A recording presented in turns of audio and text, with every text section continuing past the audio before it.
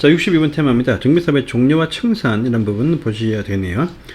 자, 이제 124번입니다. 24번 사업 시행지가 토지, 주택, 공사 등일 때에 보시면은요. 이것도 시험에 나왔었죠. 저희 두 분이나 나왔네요. 지분형 주택이 있죠. 이건 사업 시행지가 토지, 주택, 공사 등이 사업 시행지가 될 때에 하나한다 해죠. 이 분양 대상자와 이 사업 시행지 공사 등이 공동 소유하는 방식이 바로 지분형 주택으로 공부할 수 있죠. 이때 지분형 주택의 공급 대상은 전용 60제곱미터 이하 소형 평수만 말하죠. 근데 이것들은 이제 공동 소유기간, 공유기간은 이제 10년까지 범위에서 정한다 이렇게 말합니다. 그래서 지분형 주택 쓰라 나왔고 요 해설 지문도 나왔습니다. 그래서 보시고요. 자, 그래서 철거, 관리처분계 인가받으면 철거하죠. 철거하고 난 다음에 완성이 딱 되었다. 공사 완료 보고해서 이제 준공 인가 받죠. 준공 인가, 시장 군수 등이 안자가 시행하면 시장 군수한테 준공 인가를 받죠. 인가 받고 공사 완료 고시를 딱 해줍니다. 해줘요. 이걸 해주면 그 다음날에 정비구역은요, 해제가 딱 되어야 된다고 합니다. 이 경우에 보시면, 조합도 해산한다가 아니죠. 조합은 청산할 때까지 존속합니다. 그래서 조합의 존속에는 영향을 미치지 않는다 이렇게 말합니다. 그래서 보시고요.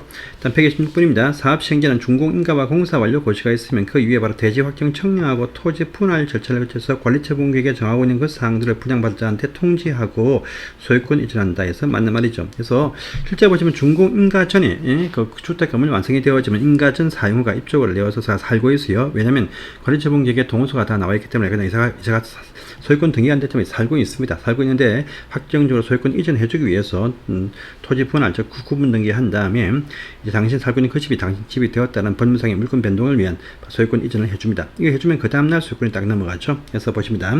자, 127번 소유권 이전 고지할 때 그 내용을 고시도 하고 보고도 합니다. 이때 소유권 이전 고시가 있으면 그 다음날 빠졌네요. 그 다음날에 소유권이 당연히 넘어가게 되겠죠. 그 다음날에 빠져서 27번이 X입니다. 소유권 이전 고시한 그 다음날에 소유권이 취득된다 이렇게 말합니다. 그래서 보시고요.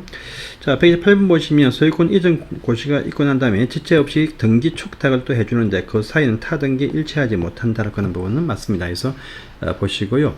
그 다음에 129번입니다. 소유권 이전 고시 있고 난 이후에 청산금이 확정되어서 청산금을 징수하거나 청산금을 지급을 합니다. 근데 실제 보시면 정관에서 정하거나 총회에서 의결을 하면은 관리처분계 인가받고 철거하고 난 이후부터 소유권 이전 고시 거주까지 분할 징수, 분할 지급을 한다 해서 은행에서 다 정리를 딱 해줍니다. 이렇게 보통 합니다. 그래서 29번 맞고요. 30번 보시면 청산금을 지급했는데 안 받고 있습니다. 그러면 공탁할 수 있고요. 안 내고 있어요. 그러면 강제 징수를 할 수가 있습니다. 이러한 청산금에 관한 권리 소유권 이전 고시일 그 다음날부터 5년간 행사 안 하면 소멸되어서 없어집니다. 다음날에 빠져서 이것도 X가 된다 이렇게 또 아시면 되겠습니다. 자, 또 이 정비 사업의 요 토지 등 소유자들의 기타 권리자가 또 있습니다. 그 재산권 설정했다. 그러면요, 이들은 사업 시행자가 토지 등 소유자한테 청산금 지급하기 전에 압류해서 물상 대여를 행사를 할 수 있다라고 합니다. 이것도 체크를 해주세요.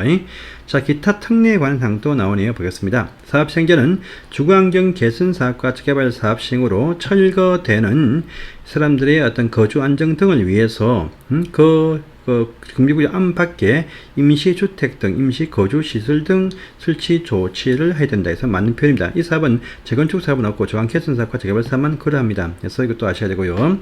자, 그리고 이 임시거주시설 등 설치를 위해서 인근에 보시면 국가나 지방이나 또 기타 공공단체나 개인이 소유한 토지나 건축물들에 대해서 사용 요청을 할 수 있습니다. 근데 국가나 지방자치단체 행정청에서는요, 사용 방법이 확정되어진 경우 외에는 거부할 수 없고 또 무상으로 소개해야 되지만 또 공공단체와 개인들은 거부할 수 있지만 강제 일시 사용할 수 있죠. 그 대신 손실보상해야 됩니다. 어쨌든 간에 이걸 통해서 사업이 공사가 완료가 딱 되었다. 그럼 3개월 안에 임시 거주시설 등 철거 등 원상 복구한다. 3개월이 아니고 30일 안에 해야 됩니다. 그래서 X가 되겠습니다. 그래서 보시고요. 자, 또 요 중앙 개선 사업은 아닙니다. 재개발 사업. 우리 재개발 사업은 상업지역, 공업지역에 포함이 되어 있죠. 특히 상업지역에 보시면 상가 빌딩이 있습니다. 빌딩 주인은 한 명인데 상가 세입자가 많아요. 요 상가 세입자들의 주거 안정, 생활 안정을 위해서 재개발 사업을 할 때 안에서는요, 정비구역 안팎에 임시 상가 설치해서 영업을 하게 해줄 수 있다 해서 개선 사업 빼야 됩니다. 그래서 X네요. 자, 또 35번입니다. 자, 우리 정비 사업을 할 때는 철거되는 주택 등의 이제 세입자에 대해서 법적 법정 손실보상을 해야 됩니다. 있습니다.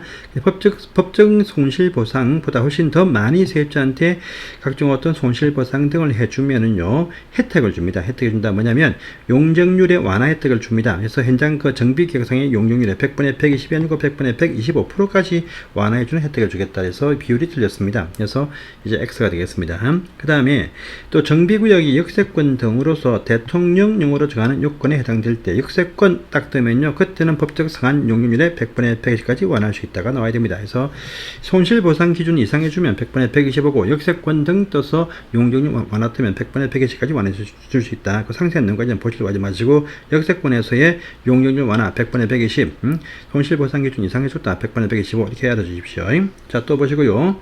사업 시행자는요, 여기 역세권에서 용적률을 완화시켜주면 그냥 다 먹는 것이 아니고 이 경우에 완화되어진 그 용적률 차익분에 대해서 100분의 50%가 아니고 100분의 75%까지 국민주택 규모의 주택을 건설해서 인수자한테 싸게, 그죠? 기부천합, 토지에 관한 관련된 기부천합, 건축비 주고 이렇게 공급을 받게 되어 있다. 라고는 부분이 있습니다. 역세권 임대주택을 짓기 위해서입니다. 그래서 보시고요. 자, 138번입니다. 과밀 억제권역과 그 이외 지역에서 재건축과 재개발 사업을 할 때는요, 용적률을 완화를 할 수, 과밀 억제권역과 그 외 지역에서 재건축 사업과 재개발 사업할 때에 보시면 용적률을 완화해주는 조항들이 있습니다. 이 완화되어지면 일정 비율 이상을 소형주택으로 건설해서 인수받게 되어 있습니다. 맞는 표현이고, 요 건설 비율까지는요, 굳이 보실 필요가 없습니다. 넘어가시고요. 이렇게 항상 공공목적에서 인수한다가 딱 되면 전부 다 똑같아요. 공급 가격은 건축비는 주고 부속 토지는 기부 체납식으로 다 정리하고 이렇게 인수되어지면 장기 공공임대를 활용하더라 라는 부분이 있습니다. 그래서 항상 공공에서 어떤 혜택을 주면서 인수할 때 인수가는 건축비는 주고 토지는 기부 체납 받더라. 또 보시면 공개 추첨 통해서 임대주택용을 다 선정한다. 이 부분 똑같이 나옵니다. 항상 보시고요. 자, 이제 140분입니다. 우리가 재건축 사업을 할 때는요, 이 조합 설립에 동의에 반대한 자 등에서 매도 청구를 할 수 있다고 했습니다. 매도 청구. 이 매도 청구할 때 보시면요, 사업 시행 인가 고시 1년부터 120일 아니죠. 120일은 분양 대상에 관한 통지인 것이고요. 이것은, 30일 안에 참가하자 말자 여부를 촉구합니다. 촉구하면 2개월 이렇게 나와야 됩니다. 2개월이 나와야 됩니다. 2개월. 그래서 140번, 141번 다 X가 된다. 이렇게 또 하시면 되겠습니다.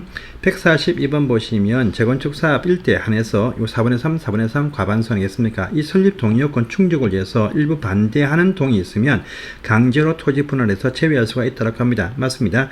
이때 청구할 때 보시면 법원한테 청구를 했던데죠. 법원한테 토지 분할 강제 청구를 할 수 있습니다. 청구만 딱 되어지면은요, 재판 확정이 안 되어도 그 부분 빼고 이제 조합 설립인가와 사업 시행인가를 내어주겠다라고 하는 부분을 체크를 해주시면 됩니다. 법원한테 청구하죠. 시장 군수가 아니죠. 그래서 143번 X인 것입니다. 그러면 분할 청구만 딱 되어지면 동의요건 미달되더라도 건축의 시험에 거쳐서 조합 설립인가와 사업 시행인가를 내어주겠다라고 합니다. 맞습니다. 하지만 분할되어 나갈 이 동이 속한 이 토지에 있는 사람 수가 전체의 10분의 1 이하일 것이고요. 또 분할되어 나갈 선상에 건물이 있으면 안 되고, 또 맹지 만들면 안 돼. 도로로 접도해주라. 이렇게 하는 부분이 있습니다. 자, 또 145번입니다. 마지막 정비사업 문제네요. 우리가 정비사업들은 대부분 다 보시면 주거지역, 상업지역, 공업지역에서 합니다. 하지만은요, 중앙개천사업은 산동네 주로 자연 녹지 등에서 합니다. 자연 녹지에서 아파트 지을 수 없죠. 그래서 중앙개천사업구역 지정이 딱 되어지면 용도지역의 변경 특혜를 줍니다. 그래서 사업 시행 방식이 총 4개죠. 서수환관인데요. 서환 방식이면 2종 일반주거고 수관 방식은 3종 일반주거 줍니다. 그런데 수관 방식이라 할지라도 임대주택을 200개 이상 집어넣으면 준주거로 바꿔준다라는 혜택을 준다고 했었죠. 그래서 이제 그 내용에서 방식이 거기 배분이 틀렸습니다. 그래서 X가 된다 이렇게 또 하시면 되고요. 여기까지가 정비사업법이었고요. 이제 촉진법, 뉴타운 사업법은 다음 시간에 하도록 하겠습니다. 감사합니다.